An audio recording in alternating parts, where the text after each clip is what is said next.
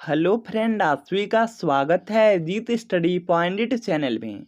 आज की इस वीडियो में यूपी बीएड एंट्रेंस एग्जाम 2024 के लिए हिंदी की क्लास करने वाले हैं।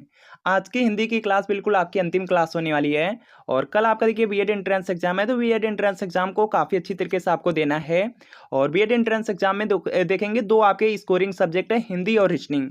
हिंदी और रीजनिंग के पेपर को काफ़ी अच्छी तरीके से देना है और ज़्यादा से ज़्यादा यहाँ पे आपको क्वेश्चन भी अटेम्प्ट करने हैं और एक्यूरेसी का आपको बिल्कुल ध्यान रखना है। अच्छी तरीके से आप लोग एग्जाम दीजिएगा। बाकी सभी को बेस्ट ऑफ लक। और ये देखिए यूपी बीएड एंट्रेंस एग्जाम का प्रीवियस ईयर पेपर है। अगर प्रीवियस ईयर पेपर आपके पास नहीं है तो इसको आप परचेज कर सकते हैं। 2011 से लेकर के 23 तक का है। पूरे 13 साल का पेपर है। आंसर की के साथ है, एक्सप्लेनेशन के साथ दिया गया। वीडियो के नीचे डिस्क्रिप्शन बॉक्स में लिंक मिलेगी, लिंक को क्लिक करना होगा, नाम मोबाइल नंबर फिल करना होगा और सिर्फ आपको 20 रुपये का पेमेंट करना होगा। जैसे 20 रुपये का पेमेंट करते हैं, प्रीवियस ईयर पेपर आपका यहाँ पे डाउनलोड हो जाएगा। अगर इससे तैयारी कर लेते हैं तो काफ़ी आपको हेल्प मिलने वाली है। और इसके अलावा लिंक से परचेज करने में कोई भी प्रॉब्लम आ रही है तो इस व्हाट्सअप नंबर से आप यहाँ पे डायरेक्ट परचेज कर सकते हैं। आपको इस व्हाट्सअप नंबर पर UP BEd previous year paper लिख करके सेंड करना होगा। जैसे सेंड करेंगे 20 रुपये का पेमेंट करना होगा और जो प्रीवियस ईयर पेपर का पीडीएफ होगा वो आपको सेंड कर दिया जाएगा। आज की क्लास का आपका सबसे पहला प्रश्न है, निम्न में कौन सा वर्ड है जो स्वर है? तो इसका देखिए आपको यहाँ पे सही जवाब बताना है। तो यहाँ पर देखेंगे ए वर्ड दिया गया है, ये देखिए स्वर है, तो यहाँ पर आपका ऑप्शन नंबर ए बिल्कुल राइट आंसर हो जाएगा। इसके अलावा यहाँ पर कि ल है, क है, ब है या व्यंजन वर्ड है। इसके बाद देखिए यहाँ पर नेक्स्ट है कि निम्न में कौन विराम चिन्ह का प्रकार नहीं है? तो इसका देखिए आपको यहाँ पे सही जवाब बताना है। तो देखिए यहाँ पर निर्देशक चिन्ह होता है, लाघव चिन्ह होता है, विवरण चिन्ह होता है, उपदेशक चिन्ह नहीं होता। तो यहाँ पर आपका ऑप्शन नंबर सी बिल्कुल राइट आंसर हो जाएगा। इसके बाद देखिए यहाँ पर नेक्स्ट है कि जो शब्द किसी दूसरी भाषा से स्वीकार कर लिए गए हैं उन शब्दों को क्या कहते हैं? तो यहाँ पर कि इसका राइट आंसर हो जाएगा आगत। आगत कहा जाता है। तो यहाँ पर आपका ऑप्शन नंबर सी बिल्कुल राइट आंसर हो जाएगा। इसके बाद देखिए यहाँ पर नेक्स्ट प्रश्न आपका दिया गया है, प्रत्याशा शब्द में उपसर्ग है। तो इसका देखिए आपको यहाँ पे सही जवाब बताना है।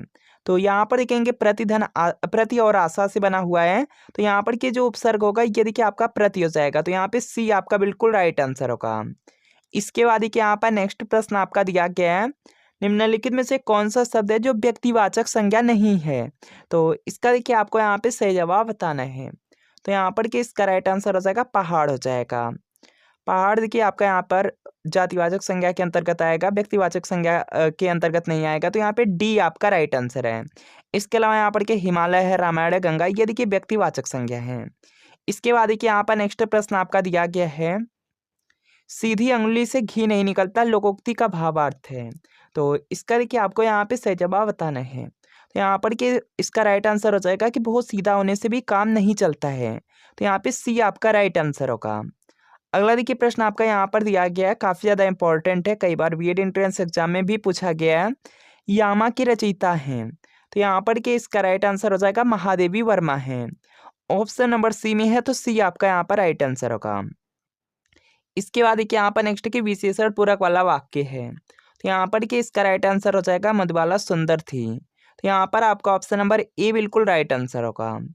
इसके बाद देखिए यहाँ पर नेक्स्ट है कि किस विकल्प के सभी शब्द परस्पर पर्यायवाची हैं? तो इसका देखिए आपको यहाँ पे सही जवाब बताना है। तो यहाँ पर कि इसका राइट आंसर हो जाएगा व्योम है, नभ है और यहाँ पर के अंबर है। ये देखिए एक दूसरे के सभी पर्यायवाची शब्द हैं। तो यहाँ पे सी राइट आंसर हो जाएगा। इसके बाद देखिए यहाँ पर नेक्स्ट कि दाल में कुछ काला होना मुहावरे का भावार्थ है। तो इसका देखिए आपको यहाँ पे सही जवाब बताना है। दाल में कुछ काला होना मुहावरे का अर्थ हो जाएगा कि आशंका या संदेह होना। तो यहाँ पर आपका ऑप्शन नंबर डी बिल्कुल यहाँ पर राइट आंसर होगा। अगला देखिए प्रश्न आपके सामने है, रिक्त स्थान की पूर्ति करना है और दिया गया है कि भाव दशा के कारण वचन में आए परिवर्तन को क्या कहते हैं? तो इसका देखिए आपको यहाँ पे सही जवाब बताना है। यह देखिए वाचिक अनुभाव होता है। तो यहाँ पे बी आपका राइट आंसर हो जाएगा। इसके बाद देखिए यहाँ पर नेक्स्ट प्रश्न आपका दिया गया है, ओ शिबिंदु चुग रही हंसनी उनको मोती जान उपर्युक्त पंक्तियों में कौन सा अलंकार है? तो यहाँ पर कि इसका राइट आंसर हो जाएगा, इसमें देखिए भ्रांतिमान अलंकार हो जाएगा। सी में तो सी राइट आंसर होगा। इसके बाद देखिए यहाँ पर नेक्स्ट कि कौन सा विलोम युग में सही नहीं है? तो इसका देखिए आपको यहाँ पे सही जवाब बताना है। तो देखिए यहाँ पे सापेक्ष का विलोम शब्द निरपेक्ष होता है, बिल्कुल सही है। स्वकीय का परकीय हो जाएगा, यह भी देखिए सही है। इसके बाद देखिए यहाँ पे व्यष्टि का समष्टि हो जाएगा, यह भी सही है। तो यहाँ पर क्या आपत्ति का विपत नहीं होगा। तो यहाँ पे बी आपका बिल्कुल राइट आंसर हो जाएगा। ये देखिए विलोम युग्म नहीं है, सही नहीं है। तो यहाँ पे बी आपका राइट आंसर होगा। इसके बाद देखिए यहाँ पर नेक्स्ट कि इनमें वर्तनी की दृष्टि से कौन सा शब्द है जो सही नहीं है। तो इसका देखिए आपको यहाँ पे सही जवाब बताना है। तो यहाँ पर देखिए दिया गया है आपका यहाँ पे देखिए घनिष्ठ दिया गया है, घनिष्ठ नहीं होता घनिष्ठ होता है। तो यहाँ पे ई आपका यहाँ पर के वर्तनी की दृष्टि से देखिए अशुद्ध हो जाएगा। तो यही आपका राइट आंसर है। इसके अलावा यहाँ पर के परिशिष्ट लिखा गया बिल्कुल शुद्ध है, स्वादिष्ट लिखा गया शुद्ध है, अनिष्ट लिखा गया यह भी शुद्ध है। इसके बाद देखिए यहाँ पर नेक्स्ट कि इनमें मिश्र वाक्य कौन सा है। तो इसका देखिए आपको यहाँ पे सही जवाब बताना है। 4 वाक्य है, 4 वाक्य आप ध्यान से पढ़ेंगे। उसके बाद देखिए आपको बताना है कि कौन सा यहाँ पे मिश्र वाक्य है। तो यहाँ पर देखेंगे पहला ही वाक्य आपका दिया गया है, प्रधानाध्यापक जी ने कहा कि कल विद्यालय बंद रहेगा। तो ये देखिए मिश्र वाक्य का उदाहरण है। तो यहाँ पे ये आपका राइट आंसर होगा। इसके बाद देखिए यहाँ पर नेक्स्ट प्रश्न आपका दिया गया है, निम्नलिखित में से कौन सा शब्द है जो निजवाचक सर्वनाम है। तो इसका देखिए आपको यहाँ पे सही जवाब बताना है। निजवाचक सर्वनाम दिया गया है। तो यहाँ पर कि इसका राइट आंसर हो जाएगा स्वयं हो जाएगा। तो यहाँ पर आपका ऑप्शन नंबर डी बिल्कुल राइट आंसर होगा। स्वयं देखिए जो शब्द है यह निजवाचक सर्वनाम है। इसके बाद देखिए यहाँ पर नेक्स्ट कि अध्यापक ने कक्षा में गणित की परीक्षा ली, वाक्य है। तो इसका देखिए आपको यहाँ पे सही जवाब बताना है। तो यहाँ पर देखेंगे अध्यापक ने कक्षा में गणित की परीक्षा ली। तो यहाँ पर की जो क्रिया लग रही है यह देखिए कर्ता के अनुसार लग रही है। तो यहाँ पर क्या हो जाएगा कर्तृवाच्य हो जाएगा। ऑप्शन नंबर बी में है, तो बी आपका राइट आंसर होगा। इसके बाद देखिए यहाँ पर नेक्स्ट कि ईश्वर ने सुनने को 2 कान दिए हैं, इसमें सुनने को वाक्यांश में कौन सा कारक है। तो इसका देखिए आपको यहाँ पे सही जवाब बताना है। तो यहाँ पर के इसका राइट आंसर हो जाएगा यहाँ पर के जो इसका यहाँ पर के जो भावार्थ निकलेगा ये देखिए के लिए निकलेगा। तो यहाँ पर के संप्रदान होगा। तो यहाँ पे सी आपका राइट आंसर हो जाएगा। इसके बाद देखिए यहाँ पर नेक्स्ट है कि निम्नलिखित में से कौन सा शब्द है जो जिसमें हारा प्रत्यय नहीं है। तो इसका देखिए आपको यहाँ पे सही जवाब बताना है। देखिए पनिहारा शब्द होता है, लकड़हारा भी शब्द होता है, पालनहारा भी होता है, किस्मत हारा नहीं होता। तो यहाँ पे डी आपका बिल्कुल राइट आंसर हो जाएगा। इसके बाद देखिए यहाँ पर नेक्स्ट प्रश्न आपका दिया गया, वाक्य की दृष्टि से कौन सा यहाँ पे कथन है जो सही नहीं है। तो इसका देखिए आपको यहाँ पे सही जवाब बताना है। तो यहाँ पर के 4 आपको यहाँ पर के वाक्य दिए गए, 4 वाक्य आप ध्यान से पढ़ेंगे। उसके बाद देखिए आपको यहाँ पे आंसर करना है।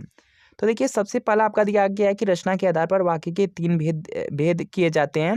सरल वाक्य होता है, संयुक्त वाक्य होता है और मिश्र वाक्य। यह देखिए आपका यहाँ पे बिल्कुल शुद्ध है। इसके बाद देखिए दिया गया अर्थ के आधार पर भी वाक्यों का वर्गीकरण किया जा सकता है, बिल्कुल यह भी आपका यहाँ पे सही है। उद्देश्य और विधेय वाक्य के आवश्यक घटक माने गए हैं, यह भी देखिए आपका यहाँ पर सही है। इसके बाद देखिए यहाँ पर नेक्स्ट दिया गया है, क्रिया को उद्देश्य और कर्ता को विधेय कहते हैं। तो ये देखिए आपका गलत हो जाएगा। तो यहाँ पे डी वाला आपका राइट आंसर होगा।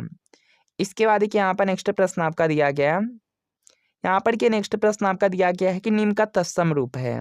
तो इसका देखिए आपको यहाँ पे सही जवाब बताना है। तो यहाँ पर के इसका राइट आंसर हो जाएगा, निम्न शब्द का जो तत्सम रूप होता है निम्ब होता है। तो यहाँ पे सी आपका राइट आंसर होगा। इसके बाद देखिए यहाँ पर नेक्स्ट बहुब्रीहि समास का उदाहरण है। तो इसका देखिए आपको यहाँ पे सही जवाब बताना है। चक्रधर समाधि की बहुब्रीहि समास का उदाहरण है। तो यहाँ पे बी आपका राइट आंसर होगा। इसके बाद देखिए यहाँ पर नेक्स्ट कि कर्दम का पर्यायवाची शब्द है। तो इसका देखिए आपको यहाँ पे सही जवाब बताना है। तो यहाँ पर कि इसका राइट आंसर हो जाएगा कीच का होता है। तो यहाँ पर आपका ऑप्शन नंबर ए बिल्कुल राइट आंसर होगा। इसके बाद देखिए यहाँ पर नेक्स्ट है कि सख्यस्वर्य शब्द में कौन सी संधि है। तो यहाँ पर देखिए इसका राइट आंसर हो जाएगा, इसमें देखिए यड़ संधि होगी। तो यहाँ पे बी आपका राइट आंसर होगा। इसके बाद देखिए यहाँ पर नेक्स्ट है कि व्याकरण जानने वाला वाक्य के लिए एक शब्द है। तो यहाँ पर कि इसका राइट आंसर हो जाएगा व्याकरण होता है। याद रखेंगे, बहुत ज़्यादा इंपॉर्टेंट है, कई बार बीएड एंट्रेंस एग्जाम में भी पूछा गया है, यूपी SSC के एग्जाम में पूछा गया है। तो यहाँ पर आपका ऑप्शन नंबर सी बिल्कुल राइट आंसर होगा। इसके बाद देखिए यहाँ पर नेक्स्ट प्रश्न आपका दिया गया, पथभ्रष्ट का सही समासिक विग्रह निम्न में से कौन सा है। तो इसका देखिए आपको यहाँ पे सही जवाब बताना है। पथभ्रष्ट दिया गया है, इसका देखिए यहाँ पे पर जो सामासिक विग्रह होगा ये देखिए होगा पथ से भ्रष्ट, और पथ से भ्रष्ट दिया गया है ऑप्शन नंबर ए में। तो ये आपका राइट आंसर। अगला देखिए प्रश्न है कि सरकार शब्द में कौन सा उपसर्ग है। तो इसका देखिए आपको यहाँ पे सही जवाब बताना है। उपसर्ग आप जानते हैं कि शब्दों में आगे ही लगे होते हैं। तो यहाँ पर के सर हो जाएगा। तो यहाँ पे बी आपका राइट आंसर होगा। इसके बाद देखिए यहाँ पर नेक्स्ट है कि निम्न में तालव्य ध्वनि है। तो इसका देखिए आपको यहाँ पे सही जवाब बताना है। तो यहाँ पर कि इसका राइट आंसर हो जाएगा, इसमें देखिए जो आपका यहाँ पर स दिया गया है ये देखिए तालव्य ध्वनि है। तो यहाँ पे सी आपका राइट आंसर होगा। इसके बाद देखिए यहाँ पर नेक्स्ट के निम्न में कौन सा शब्द है जो विदेशी मूल का नहीं है। तो इसका देखिए आपको यहाँ पे सही जवाब बताना है। तो यहाँ पर कि इसका राइट आंसर होगा विज्ञापन हो जाएगा। तो यहाँ पे डी आपका राइट आंसर होगा। इसके बाद देखिए यहाँ पर नेक्स्ट है कि किस शब्द की संधि गलत है। तो इसका देखिए आपको यहाँ पे सही जवाब बताना है। तो यहाँ पर देखेंगे आपको देखिए 4 वाक्य दिए यहाँ पे देखिए 4 आपको विकल्प दिए गए हैं और बताना है कि कौन सी यहाँ पे संधि है जो आपकी यहाँ पे गलत है। तो यहाँ पर क्या अतः धन एव दिया गया है, इससे अतः एव बन रहा है, यह भी आपका सही है। ममधनीतर से ममेतर और अचधन ओढ़ी से अछौड़ी। तो यहाँ पर देखेंगे डी वाला आपका यहाँ पे गलत हो जाएगा, तो यहाँ पे डी राइट आंसर होगा। इसके बाद देखिए यहाँ पर नेक्स्ट है कि किस विकल्प में क्रिया पूर्णता बोधक पक्ष का प्रयोग हुआ है। तो इसका देखिए आपको यहाँ पे सही जवाब बताना है। देखिए दिया गया है किस विकल्प में क्रिया के पूर्णता बोधक पक्ष का प्रयोग हुआ है। तो यहाँ पर कि इसका राइट आंसर हो जाएगा अब बरसात रुक गई है। तो यहाँ पे ई आपका राइट आंसर होगा। अगला देखिए प्रश्न आपका यहाँ पर दिया गया है, अर्थभेद की दृष्टि से संस्कृत भिन्नार्थक शब्द युग्म का कौन सा विकल्प सही है। तो इसका देखिए आपको यहाँ पे सही जवाब बताना है। 4 विकल्प दिए गए हैं, तो यहाँ पर देखिए आपको ऑप्शन नंबर बी बिल्कुल यहाँ पर राइट आंसर होगा।